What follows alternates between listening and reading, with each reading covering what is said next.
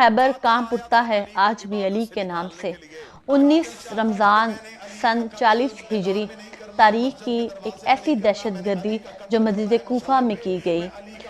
Abdurrahman इब्न मुलजिम कातिल, जिसने अपनी जहर आलूदा तलवार हज़रत अली मौलाए कायनात जब नमाज की हालत में सजदा रेज़ हुए अपने हबीब अपने अल्लाह के हजूर, तो उस वक्त उसने तलवार का वार करके उनको न सिर्फ ज़ख्मी किया बल्कि हज़रत अली को जब ज़ख्मी किया तो फिर भी उन्होंने ज़ख्मी हालत में अपने बेटे से कहा, इमाम हसन से, कि आप इमामत करवाएं और नमाज को मुकम्मल करें। आप इस बात से अंदाज़ा लगाएं कि नमाज की ममानियत किसी भी हाल में नहीं है, किसी भी तौर पे आप नमाज को नहीं छोड़ सकते। हज़रत अली को जब घर लाया गया तो तबीब ने कहा कि जहर पूरे जिस्म में फैल चुका है और जितना हो सके दूध पिया जाए। तो इतना सुनना था कि पूरे कूफा के जो यतीम बच्चे थे वो अपने हिस्से का दूध लेकर हज़रत अली के दर पे आ गए और कहा कि हमारे हिस्से का दूध हज़रत अली को पिला दिया जाए, क्योंकि हम एक मरतबा यतीम हो चुके हैं, हम दोबारा यतीम नहीं होना चाहते।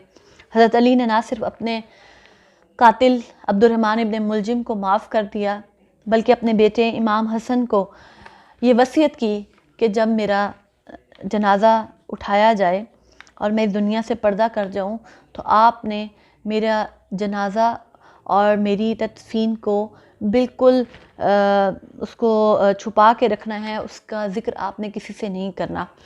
क्योंकि हज़रत अली का कहना था कि जिस तरह से हज़रत अली के दुश्मन उस दौर में भी बेतहाशा थे, तो उन्हें ये डर था कि उनके जिस्म मुबारक की तौहीन न की जाए। ये अल्लाह के वो शेर हैं जो शेर खुदा हैं, जिन्होंने ना सिर्फ फ़तह खैबर किया बल्कि रसूल पाक सल्लल्लाहु अलैहि वसल्लम जब ये पैदा हुए तो मौलूद काबा कहलाए। काबा के अंदर इनकी पैदाइश हुई और तब तक आंखें न खोलीं जब तक रसूल पाक सल्लल्लाहु अलैहि वसल्लम ने इनको अपनी गोद में न उठाया, अपना लहब दहन होता है वो अपने हज़रत अली के मुंह में नहीं डाला, तब तक उन्होंने आंखें नहीं खोलीं। रसूल पाक सल्लल्लाहु अलैहि वसल्लम की ज़िंदगी में हज़रत अली की क्या अहमियत होगी।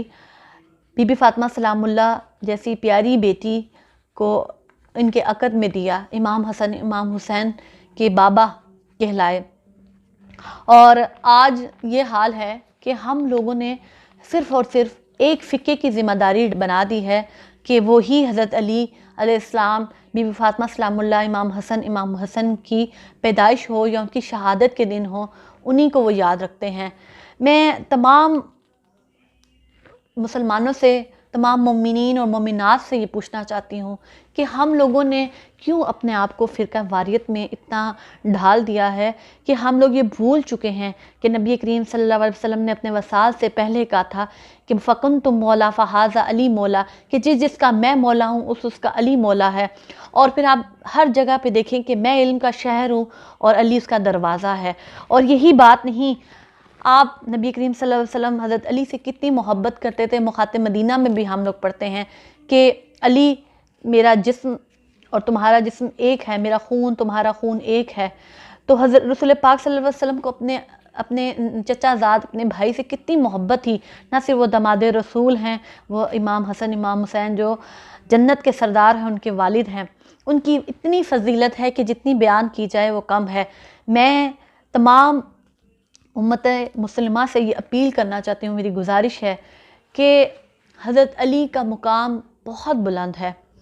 हम सब का फ़र्ज़ बनता है कि हम लोग उनकी शहादत का दिन हो या उनकी पैदाइश का दिन हो, उनसे मुंसलिक कोई भी दिन हो, हम उसको याद रखें। हम अपनी नस्लों को बताएं कि हमारा दीन क्या है। याद रखिएगा, दर खैबर अगर कांपता है आज भी हज़रत अली का नाम सुन के, तो उसके लिए ये याद रखिएगा कि उन्होंने हमेशा जहाद का नारा बुलंद किया। नबी करीम सल्लल्लाहु अलैहि वसल्लम की पूरी ज़िंदगी जहाद से भरी हुई है और हर जहाद में हज़रत अली उनके शाना बशाना खड़े हुए हैं।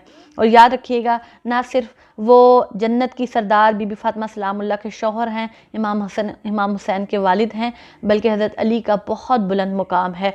हमें चाहिए कि हम लोग जब भी उनके शहादत का दिन हो या उनकी विलादत का, अपनी नस्लों को इस बात की तरगीब दें कि इस्लाम की जद को बचाने के लिए किन किन लोगों ने कहाँ कहाँ पे शहादतें दी और इन दिनों को याद रखें। जज़ाकल्लाह।